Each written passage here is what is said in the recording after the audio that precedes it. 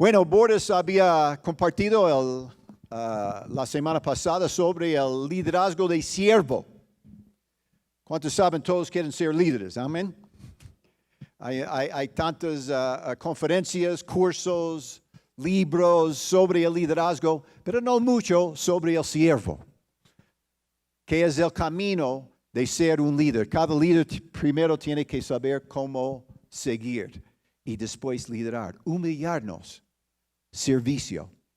Hoy en día, más que nunca, necesitamos hombres y mujeres maduros en el Señor. Necesitamos esos José's, esos Danieles, esos Davides, esos Pablos. Necesitamos hoy en día, porque es un día terrible. La Biblia dice, estaba compartiendo en la radio esta semana, que en los postreros días va a ser días difíciles. No dice ese. Dice, va a haber días muy difíciles. Súper difíciles. Problemas que no tienen solución tan fácilmente.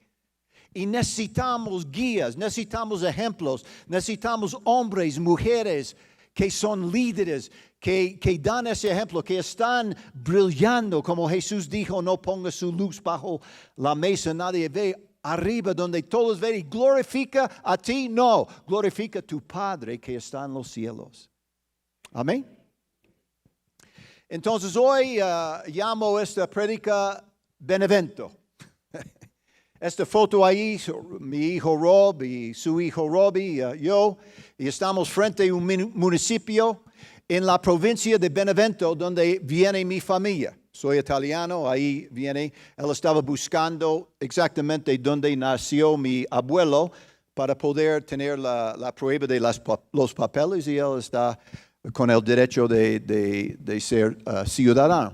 Entonces, pero me llamó la atención que vengo de ese lugar de provincia Benevento. Benevento quiere decir buen viento o vientos buenos. Y esta mañana quiero compartir sobre qué es el camino de ser un líder siervo, un buen líder. Uno que es maduro, uno que no huye de los tiempos difíciles, sino confronta. ¿Qué quiere decir un hombre y una mujer maduros? ¿Cómo hacemos? Porque es un proceso. No es algo que pasa de la noche a la mañana. Es un proceso que tenemos que entrar y recibir del Señor. Quiero compartir unos conceptos hoy, pocos. Uno de los conceptos es que el camino a la madurez es un proceso. Como el matrimonio. Unos piensan ya la boda, el vestido, los platos, el carro, las vacaciones, luna de miel y esta mujer me va a hacer fácil, este hombre me va a hacer feliz. Esa persona, no te casaste con esa persona para que te haga feliz, te va a sacar el aire. Eso es lo que va a pasar. Para ser de dos personas una sola carne, ya habrá cambios tremendos. Y va a haber vientos de adversidad. Cuando hablamos de vientos, ¿qué estamos hablando? De vientos, cosas que no podemos controlar. Tenemos que entender que quiénes somos nosotros y quién es Dios. Padre nuestro, que está en los cielos. Reconocemos que Él está en los cielos, nosotros estamos aquí. Él es más alto que nosotros. Él es todopoderoso. No somos nosotros, somos hijos. Pero podemos experimentar cosas poderosas cuando confiamos en Él. Amén. Como este testimonio, no importa las cosas sobre las cuales no tenemos control. Porque sabes que en esta vida reconocemos ya que hemos vivido un poquito, sabe que hay muchas cosas sobre las cuales no tenemos control. Hoy en día está tratando de convencernos que sí tiene control. ¿Cuántos saben que naces hombre o mujer? No tiene control de eso, pero hoy en día dice no, puedes escoger. Cambiando cosas que ha sido básico de la vida por 6,000 años, hoy les parece que no, eso no vale, vamos a cambiar eso. ¿Cuántos saben que no puedes cambiar la palabra de Dios? La Biblia, Jesús dijo, ni una coma, ni un tilde va a salir de la palabra de Dios, se va a cumplir. No va a cambiar. Jesús dijo, yo soy el mismo ayer, hoy y para siempre. No voy a cambiar. Entonces Dios no va a cambiar. ¿Quién tiene que cambiar? Nosotros. ¿Y cómo vamos a cambiar? Vientos de adversidad. Vientos de adversidad. Si vas a ser una persona, una sola carne de dos personas, ¿qué vas a necesitar? Fuego, tiempo, presión, pruebas, tiempos difíciles. Pero vemos hoy en día en nuestro propio lugar de Azuay, 7 de 10 matrimonios fallan. ¿Por qué? Por la inmadurez. Por malos entendimientos de que ese es un evento y todo va a salir lindo y después de que nos casamos y no entienden que van a entrar en una temporada en su vida donde va a cambiar. Sí es una bendición. Amo a mi esposa. Es una bendición. Encuentro la felicidad juntos, pero después de muchos choques. Amén. Ha tenido choques en su matrimonio. Como decimos, si no ha tenido problemas en su matrimonio, uno de ustedes no está pensando. Alguien se durmió. Entonces, ¿cómo entramos en ese camino? ¿Cómo vamos a ser maduros? ¿Cómo vamos a ser esos hombres de Daniel, de Pablo? Ve Pablo, que él mismo dijo, Dios me reveló que en cada pueblo que entro, voy a entrar en encarcelamientos y pruebas y dificultades. Me esperan eso. ¿Qué profecía? No, siempre hemos escuchado, tengo profecía, voy a ser grande, voy a ir a las naciones y todas esas lindas profecías. Pablo recibe que vas a conocerme por las cosas que sufre. Qué tremenda profecía. Que en cada ciudad donde vas a entrar, vas a encontrar con problemas, persecuciones, encarcelamientos. Y así pasó en la vida de Pablo. Pero Dios de un hombre que estaba peleando contra el evangelio hizo un tremendo hombre de Dios. Amén. Que hoy en día, 2000 años después, estamos usando sus palabras para enseñar, para encaminarnos, para saber cómo vivir. Entonces tenemos que entender, no tenemos mucho control sobre las cosas. Tenemos que buscar un Dios, reconocer que Dios está en los cielos todopoderosos y podemos acudir a Él, tener confianza en Él, en los problemas y podemos confrontar los problemas. La persona madura no es una persona que tiene mucho don y habilidades, porque esas son cosas dadas por Dios, son dones. No hemos hecho nada para recibir. Si eres un buen cantante, sí tiene que practicar, pero el don te dio Dios. ¿Sí?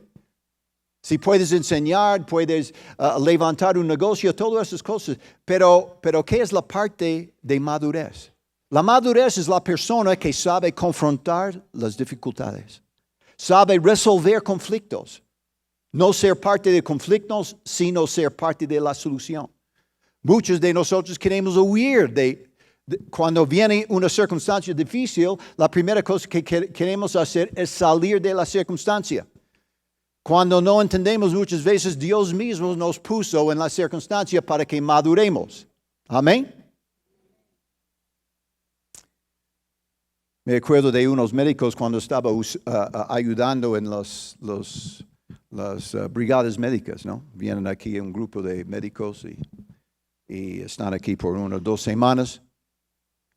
Y estaba dando la orientación a los médicos y dije que cuando viene y empieza a ayudar a la gente, va a haber una cola de gente, ¿sí? Y cuando salen después de su trabajo de 1 o 2 semanas, la cola va a ser más grande. Y un médico después me vino y dijo, yo quiero salir. ¿De qué me estás diciendo? ¿Que no vamos a tener ningún efecto? Yo le dije, ¿qué crees? ¿Que vas a solucionar el problema de la salud en 2 semanas en Ecuador? Estás aquí para servir a la gente.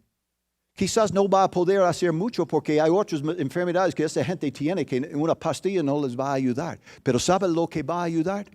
Sentado frente a ellos, ministrándoles, mostrándoles amor, que sí le importa su vida. y tiene unos 10, 15 minutos y esa persona está esperando sentar frente a un gringo médico que cree que es casi Dios.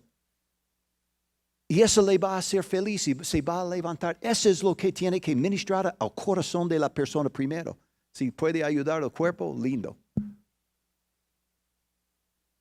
Yo me acuerdo de un hombre, uno de los médicos, porque déjame decirte una cosa. La inmadurez no tiene edad.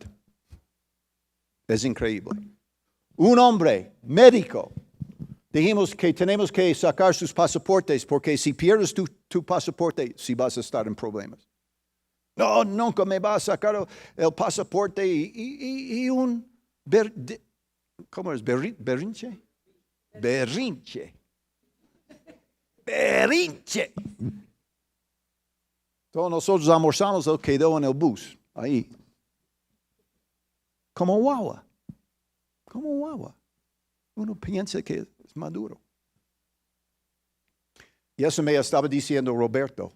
Él me dijo, ahora papi, sé lo que ustedes han experimentado viniendo a Ecuador por la primera vez. Estoy aquí en Italia por 3 años. ¿Y puedes creer que los trámites aquí son peores que Ecuador?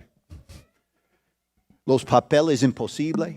Él me dijo, se fue a la oficina 5, 8, en la misma mujer viendo la cara y ella como una molestia atenderla y todo.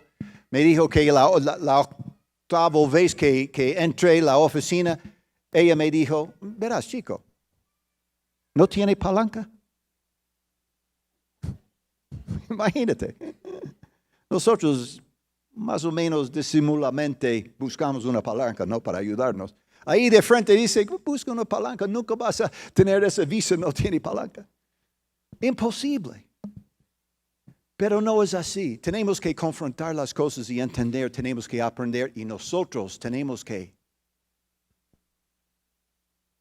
transformar y confrontar las cosas con esperanza en el Señor. Vamos a ver lo que dice la palabra de Dios, Santiago 1:2. Tengan por sumo gozo, hermanos míos, cuando se hallan en diversas pruebas, tentaciones, sabiendo que la prueba de su fe produce paciencia, perseverancia. Produce algo. Los vientos de prueba, los tiempos difíciles, cosas que no podemos controlar, tiene un propósito de Dios. No simplemente es mala suerte. Todos nosotros experimentamos cosas difíciles, pero debe producir madurez, paciencia, perseverancia. Y que la paciencia tenga su perfecto resultado para que sean perfectos, maduros, completos, sin que nada les falta. Sin que nada les falta. Ese es el propósito de los vientos, beneventos, buenos vientos que vienen a nuestras vidas. A veces no parece buenos tiempos, cosas difíciles, personas difíciles. En la iglesia somos una familia, por eso se llama Fundación Hogar, Radio Familia, Universidad de la Familia. Somos una familia. Pero Bob, ¿hay problemas en la iglesia? Claro. ¿Hay problemas en tu familia? Claro. ¿Sí? Tiene familia, tiene problemas. Porque somos personas y las personas son difíciles. Y tenemos que aprender cómo resolver y cómo pasar y madurar y confrontar las cosas. ¿Sabe que sin Goliat no habrá un David? Necesita un Goliat para que forme un David que nos muestre cómo ser a un joven maduro que confronta y sabe quién es Dios y quiénes somos nosotros. ¿Cuántos saben que no podemos tener poder sobre las circunstancias? Muchos creen que si somos maduros, personas o somos muy ungidos o tenemos esta super fe, cuando confrontamos o vienen los vientos, simplemente podemos reprender los vientos o reprender la circunstancia o tomar autoridad sobre el problema y se va. Y no es así. No somos Dios. Dios tiene su parte y nosotros tenemos nuestra parte. Ahora, ¿podemos pasar la prueba? Como Paul y su esposa con su hijo que nació así, no tuvo control sobre eso. Pero ¿qué hacemos? Nos deprimimos, vamos de otra iglesia, denunciamos a Dios, botamos la toalla, nos rendimos nuestra fe o confrontamos decir, tengo un Dios en el cielo que no ha cambiado. ¿Cuántos saben que Dios no cambia? Amén. Tenemos que confiar en las cosas que sí sabemos. Hay muchas cosas que no sabemos, pero algunas cosas claves que sabemos. Que Dios está en los cielos y Él nos ama. Y Él no cambia. Es el mismo ayer, hoy y para siempre. Y Él quiere escuchar nuestros corazones, nuestras oraciones. La Biblia dice que la oración del justo vale mucho. Entonces, en vez de quejar y llorar y en vez de tener fe, podemos recibir de Dios que quiere escucharnos en su negocio, en su familia, en su matrimonio, en la iglesia con su liderazgo. Aquí en Cuenca ya es una ciudad de negocios. Va una semana a una avenida de 50 negocios. Va 3 semanas después, hay otros negocios. Se fueron se fallaron. Muchos de ellos y hay nuevos. ¿Por qué? Entran ingenuos que simplemente voy a pedir prestado, voy a poner la cosa y voy a hacerme rico en 3 semanas. ¿Sí? No, y no es así. No, vas a morir. Vas a morir. Vas a pasar por pruebas. Vas a tener que solucionar problemas.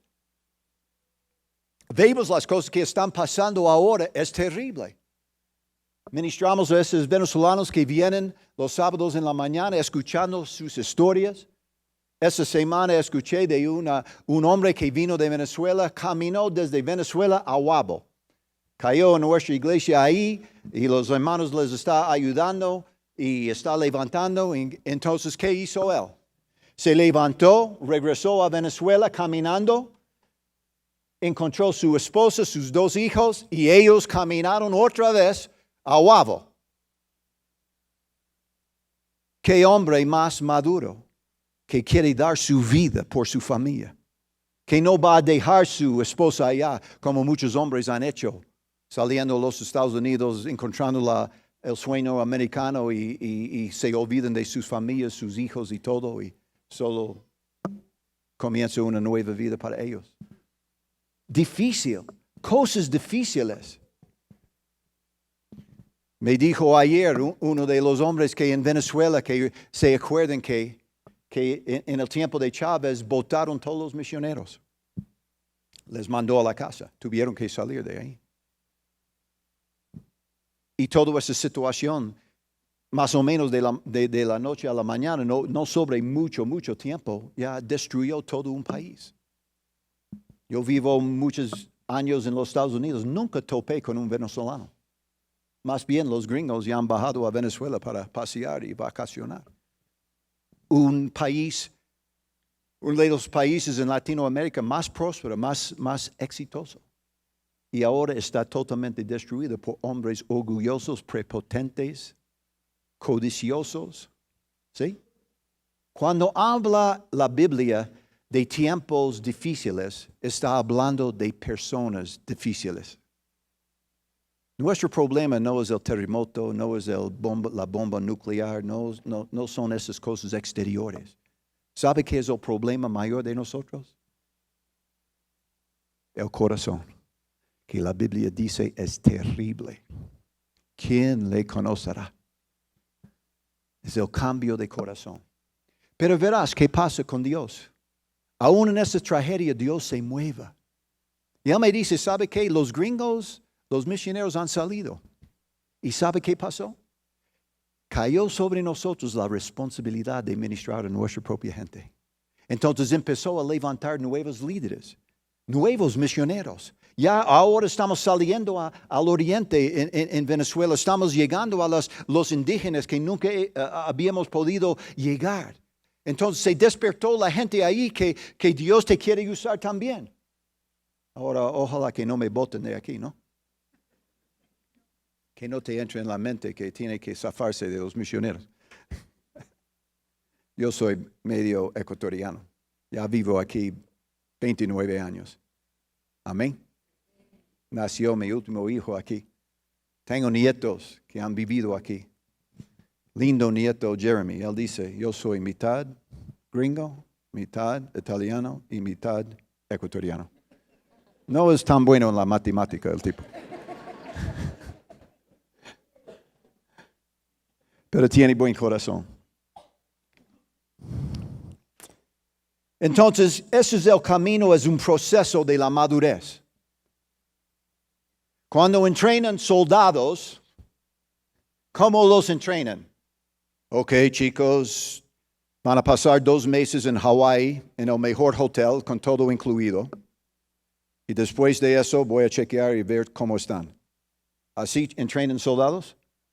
No.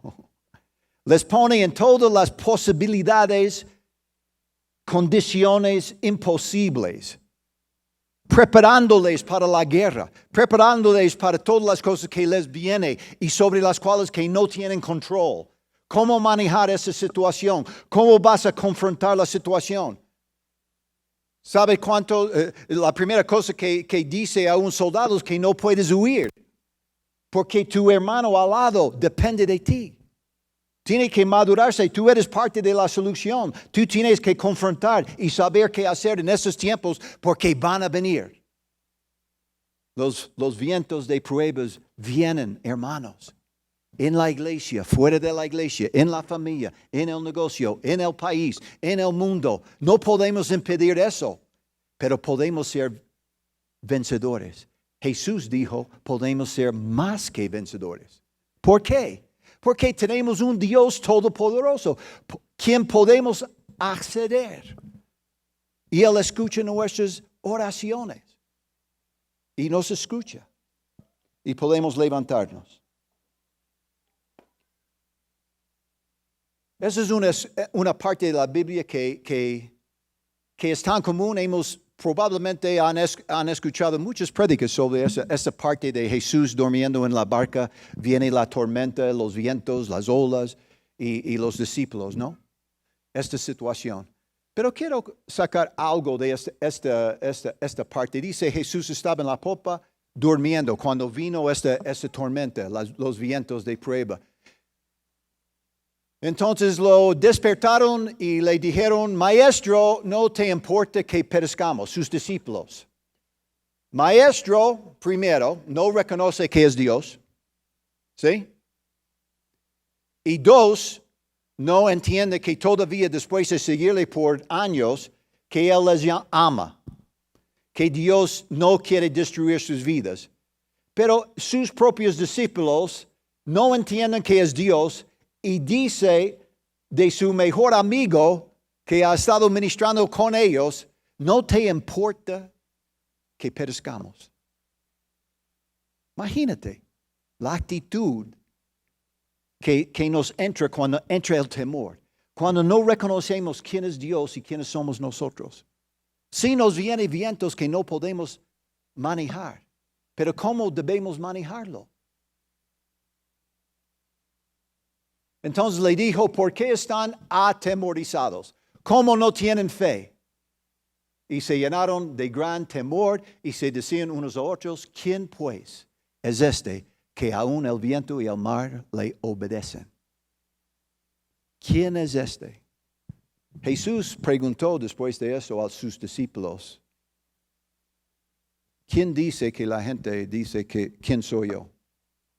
Y ellos dijeron la misma cosa, maestro, buen predicador, un profeta, uno de los grandes, Juan el Bautista resucitado, lo que sea. Nadie dijo Dios. Y él preguntó a sus discípulos, ¿quién creen que soy yo? Ustedes. Todavía en ese pasaje creyeron que era un buen maestro. No reconocieron quiénes eran ellos y quién es Dios. Y me he hecho a pensar en esta parte, ¿qué es la respuesta correcta que los discípulos deberían haber tenido? ¿Han pensado en eso? ¿Cuáles son las opciones? ¿No? Uno de ellos iban a levantar, ponerse frente al barco y calmar los vientos y la tormenta. ¿Creen que eso hubiera pasado? ¿Cree que esa es la respuesta? Algunos creen eso. Que no somos hijos de Dios. Somos todopoderosos también. Somos como pequeños Jesuses. Podemos cambiar las circunstancias. ¿Sabe qué? Nosotros no podemos tomar los mismos atributos que Dios tiene. Dios es Dios y nosotros somos hijos. Y hay una diferencia. ¿Cuántos saben eso? Amén. Sí, hay una diferencia. Podemos creer en Dios y también movernos en los dones y habilidades y sanaciones y milagros, pero hay cosas que no podemos hacer. Tenemos limitaciones. Entonces, en 1000 años, ninguno de ellos iba a levantarse y tratar de calmar los vientos. Entonces, Jesús no estaba esperando eso. O quizás ellos realmente creyeron a Jesús y simplemente sentaron en el barco mientras que estaba llenando de agua y pensando, bueno, cuando ya llega hasta aquí, Jesús probablemente va a despertar y solucionar el problema. ¿Piensa que esa era otra posibilidad? No.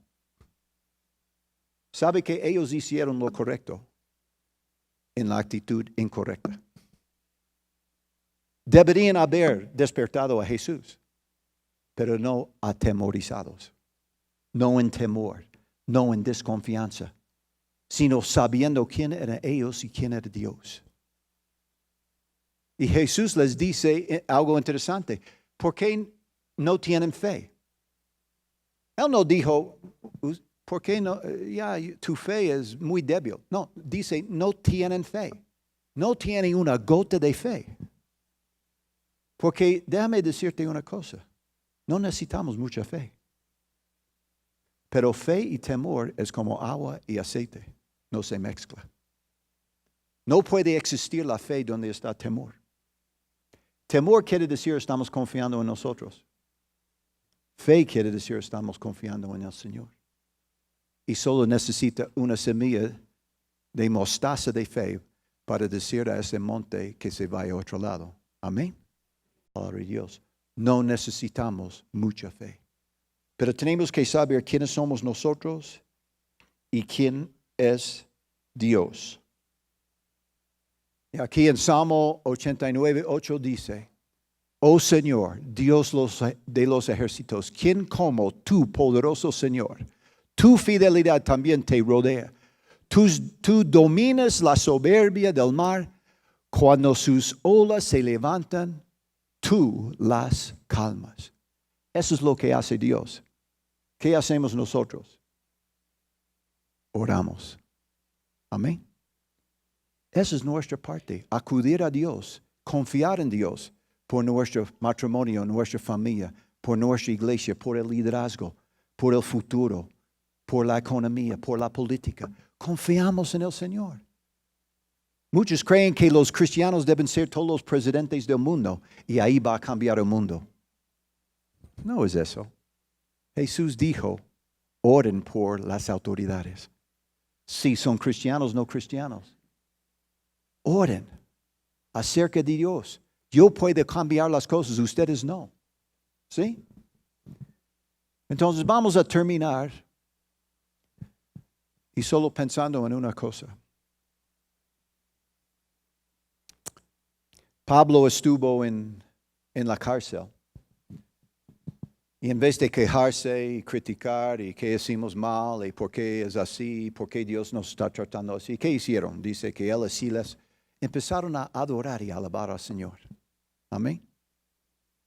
Y la Biblia dice que de repente hubo un temblor y se les cayó las cadenas. El jefe de la cárcel vino preocupado. Pablo ministró a él. Se fue a su casa, su familia fue entregado al Señor. Tremendo testimonio, ¿no? Entonces podemos pensar en esa situación, esa es la clave. Solo alabamos al Señor y todas las circunstancias van a cambiar. No necesariamente. Ese mismo Pablo entró a la cárcel la segunda vez. ¿Cuántos saben eso? Y de ahí nunca salió. Murió ahí. Y yo estoy seguro que Pablo estaba alabando y adorando al Señor. Pero ¿sabe qué? Él ayudó más gente en la cárcel donde él nunca salió que en esa cárcel cuando salió y pudo salvar a esa familia. Hoy en día estamos leyendo primero y segundo de Timoteo sus cartas que él mandó mientras que estuvo en la cárcel. La mayor parte del Nuevo Testamento escribiendo Pablo. Los vientos tuvo un propósito en su vida. Y hoy en día, 2000 años después, estamos enseñando las palabras de Pablo de cuando él, de 70 años, estuvo en la cárcel. Amén. Bendición. Los vientos no eran el problema. Nosotros tenemos que saber cómo confrontar los problemas. Pongámonos de pie y vamos a orar. Aleluya. Yo sé que quizás algunos de ustedes están atravesando cosas difíciles en su vida. Y en esos días el mundo es frágil. Mañana quién sabe qué puede pasar. Los Estados Unidos, el 911, un día se levantó, los chicos perdieron sus padres. Perdieron sus familias. Puede pasar cualquier cosa, el mundo es frágil. Pero tenemos un Dios todopoderoso que nos dijo que yo voy a estar con ustedes todos los días. Nunca les voy a abandonar. Yo no les voy a dejar huérfanos. Yo estoy con ustedes porque son mis hijos, son mis hijas y podemos confiar en Él. Entonces vamos a orar juntos y renovar nuestra confianza en Dios Todopoderoso. Señor, te damos gracias por este día. Gracias por cada persona aquí. Gracias por lo que está haciendo en nuestras vidas y aún por los vientos de adversidad que nos vienen, Señor. Enséñanos cómo confrontar, cómo enfrentar las cosas que no podemos controlar. Pero tú sí la puedes controlar. Ministra a cada corazón esta mañana. Da aliento, Señor, una esperanza. Porque tu palabra es la verdad, Señor. Podemos confiar que tu palabra nunca va a cambiar. Y tus promesas son sí y amén hacia nosotros. Bendícenos esta semana en el nombre de Cristo Jesús. Amén. Amén. Que Dios les bendiga. Gracias. Los líderes van a estar aquí para los que necesitan oración.